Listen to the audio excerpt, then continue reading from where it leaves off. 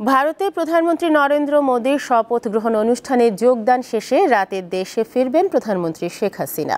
প্রধানমন্ত্রীকে বহনকারী বিমানটি রাত ৮টায় ঢাকায় হজরত শাহজালাল আন্তর্জাতিক বিমানবন্দরে পৌঁছানোর কথা রয়েছে। সফরকালে সোমবার বাংলাদেশের সরকার প্রধানের সঙ্গে সৌজন্য সাক্ষাৎ করেন শ্রীলঙ্কার প্রেসিডেন্ট রনিল বিক্রমাসিংহে। এ সময় বাংলাদেশের পর্যটন খাতে শ্রীলঙ্কার ব্যবসায়ীদের বিনিয়োগ করতে আহ্বান জানান প্রধানমন্ত্রী শেখ হাসিনা।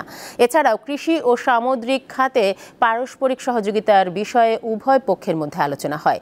শ্রীলঙ্কার অর্থনৈতিক মন্দা চলাকালে সহযোগিতার জন্য প্রধানমন্ত্রী শেখ হাসিনাকে ধন্যবাদ জানান দেশটির প্রেসিডেন্ট। একই দিনে প্রধানমন্ত্রী শেখ হাসিনার সঙ্গে সৌজন্য সাক্ষাৎ করেন ভারতের মন্ত্রিসভার সদস্য এস জয়শঙ্কর।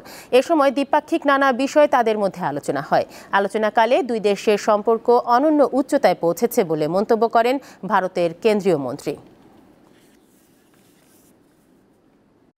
কৃষি এবং ট্যুরিজম ক্ষেত্রে সহযোগিতা, কিভাবে বাংলাদেশের ট্যুরিজমের ক্ষেত্রে শ্রীলঙ্কার ইনভেস্টমেন্ট আসতে পারে সে নিয়ে আলোচনা হয়েছে, কারণ শ্রীলঙ্কা ট্যুরিজমের ক্ষেত্রে আমাদের চেয়ে অনেক এগিয়ে।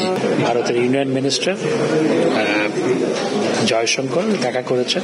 এটিও সৈন্য সাক্ষাৎ ছিল। দুই দেশের বন্ধুত্বপূর্ণ সম্পর্ক, পারস্পরিক যে উষ্ণ সম্পর্ক সে নিয়ে বিস্তারিত আলোচনা হয়েছে।